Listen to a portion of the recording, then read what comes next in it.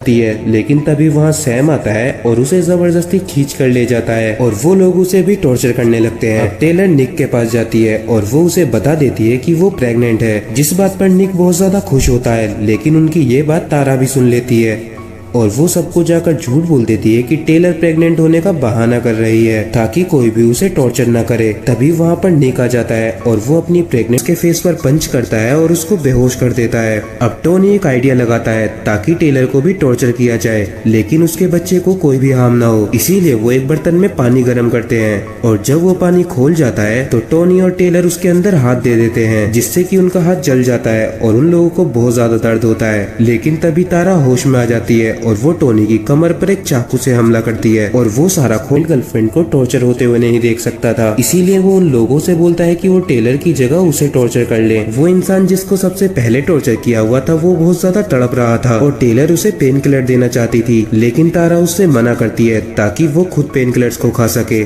लेकिन निक उन pain killers को लेकर उस आदमी को खिला देता है, जिस बात से तारा को बहुत गुस्सा आता है और वो निक को गालियां देने लगती है। जिसके बाद टोनी उछलता हुआ पानी टोनी के ऊपर गिर जाता है और अब तारा टोनी को मारने वाली थी, लेकिन तभी वहाँ पर निक आता है और वो तारा को मारकर बेहोश कर देता है। अब क्योंकि टोनी को इतना ज्यादा दर्द हुआ था इसीलिए वो परसेंटेज 47 तक चली जाती है। तारा की आँख खुलती है और उसको उन सब लोगों ने एक टेबल पर लिटाया हुआ था और वो उसको टॉर्चर करने वाले थे ताकि वो बची हुई परसेंटेज उससे पूरी कर सके। ये बात सुनकर तारा को बहुत ज्यादा गुस्सा आता है और ये बात टोनी समझ जाता है, जिसके बाद वो तारा को टॉर्चर करने लगता है। वो उसके एक एक कर सारे दांत तोड़ देता है और साथ ही में उसके कंधे पर एक कट मार देता है और उसके सारे जख्मों पर एसिड डाल देता है, जिससे कि उसे बहुत ज्यादा दर्द होता है। और अब परसेंटेज 84 हो चुकी थी, लेकिन उनके पास सिर्फ एक ही घंटा बचा था। निक उन्हें बताता है कि उसकी बचपन में एक कॉलर बोन टूट गई थी, जिसकी वजह से उसे बहुत ज्यादा दर्द हुआ था और इतना दर्द उसे कभी वो एक नुकीली चीज को टोनी की गर्लफ्रेंड के गले पर मार देती है, जिससे कि उसके बहुत ज्यादा खून निकलता है और वो मर जाती है। अब ये देखकर टोनी को बहुत ज्यादा गुस्सा आता है और वो तारा को मारने के लिए जाता है, लेकिन तभी उसे निक रोक लेता है। वो टोनी को समझाता है कि उन्हें तारा को टॉर्चर कर उसके परसेंटेज का फायदा उठाना चाहिए, क्योंकि अगर उसे मार दिया गया तो उससे कुछ भी फायदा नहीं होगा, उल्टा उन सबको ही बाहर निकलने के लिए और ज्यादा टॉर्चर होना होगा। भी नहीं हुआ और ये काम बहुत ज्यादा जल्दी भी होगा,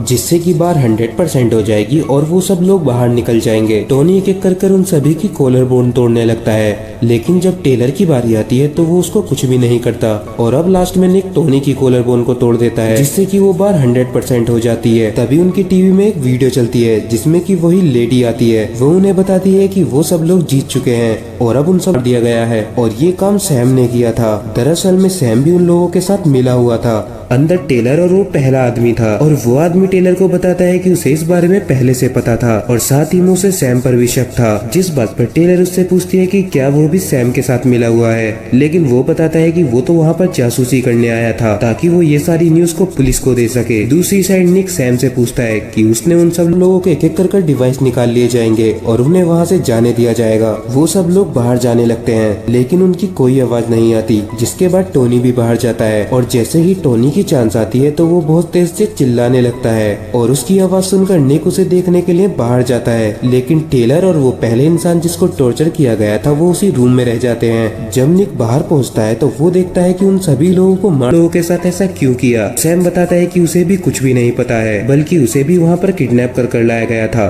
और जैसा कि उन लोगों ने उससे करने के लिए बोला उसने वैसा ही किया और इससे पहले भी वो 4 और लोगों के ग्रुप को मार चुके हैं। दूसरी साइड टेलर जिस रूम के अंदर थी वो रूम बंद हो जाता है और वो परसेंटेज दोबारा से 0 हो जाती है। ये देखकर टेलर बहुत ज्यादा डर जाती है और अब वो पागलों की तरह अपने आप को ही टॉर्चर करने लगती है। वो अपने जख्मों पर वहाँ पर पड़ा एसिड डालने लगती है। दूसरी साइड सैम निक के गले पर लगे हुए एक बटन को दबा देता है, जिससे कि निक को बहुत ज्यादा दर्द होता है और सैम उसे बताता है कि वो 10 मिनट के अंदर अंदर मर जाएगा। लेकिन तभी निक उसको पकड़ लेता है और उसको चाकू मारकर मार डालता है और फिर वो अपने गले के डिवाइस को भी खोलकर फेंक देता है। वहाँ के मॉनिटर में उसे दिखता है कि उसकी गर्लफ्रेंड टेलर मर चुकी है और साथ ही में उसके सारे दोस्त भी मर चुके हैं और निक वहाँ पर अकेला ही बचा था और वो वहाँ से अकेला ही बाहर निकल जाता है। फिर हमें कुछ महीनों बाद का टाइम दिखाया जाता है। निक बहुत ज्यादा डिप्रेस हो चुका था और उसे अपने फ्रेंड्स की बहुत ज्यादा याद आती थी, लेकिन तभी उसे एक दिन वही लेडी दिखती है जिसने मूवी के स्टार्ट में उन लोगों की कार में गैस छोड़ी थी और उन लोगों को किडनैप किया था। निक उसका पीछा करता है और उसका पीछा करने के बाद वो उसको भी मारकर बेहोश कर देता है और वो उसे अपनी कार में डालकर वहाँ से ले जाता है